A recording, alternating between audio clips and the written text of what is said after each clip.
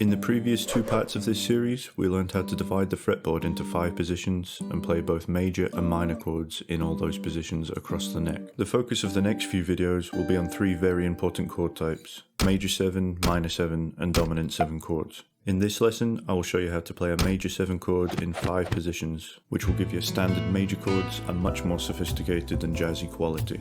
To keep things simple, every example in this lesson will be played in the key of G. However, once you've learnt each shape, it's very easy to shift each chord to any key by simply starting on a different root note. Let's start with position 1 of G major 7, which is based around the E shape. As a major 7 chord is built from the root, 3rd, 5th and 7th degrees of the major scale, a common way of arranging this in position 1 is to play the root on the low E string, followed by the 7th on the D string, the 3rd on the G string and the 5th on the B string, which would sound like this.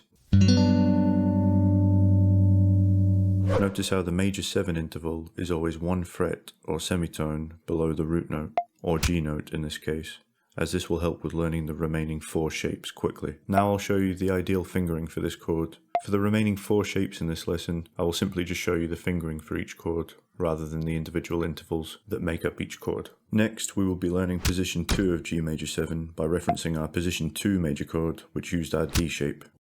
All you need to do to change this major chord into a major 7 chord is lower the root note, or G, by 1 fret. We have 2 G notes in this chord, so let's pick the higher note to keep the G in the bass. You can play this chord with just 2 fingers, as the notes on the 7th fret can be barred. That would sound like this.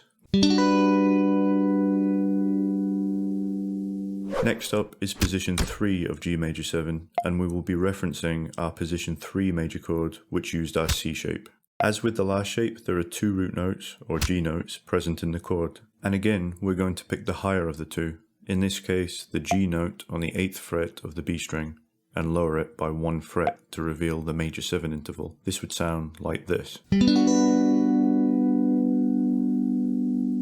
To play position 4 of G major 7, we will be referencing our position 4 major chord, which used our A shape.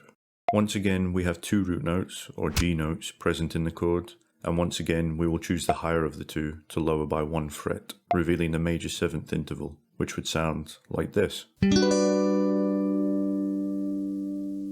Be sure to give this video a like or comment below if you're learning something today, but let's move on. To play position 5 of G major 7, we will be referencing our position 5 major chord, which used our G shape. In this chord, we have 2 G notes once again, and all we need to do is lower the higher of the 2 by 1 fret, giving us this very easy to play G major 7 chord. You should play all these chords in sequence to become fully acquainted with each position, and then start the whole sequence from a different starting note, like A for instance, to get used to playing these shapes in different keys. Feel free to like, subscribe and ring the notification bell for all future lessons. See you in the next one.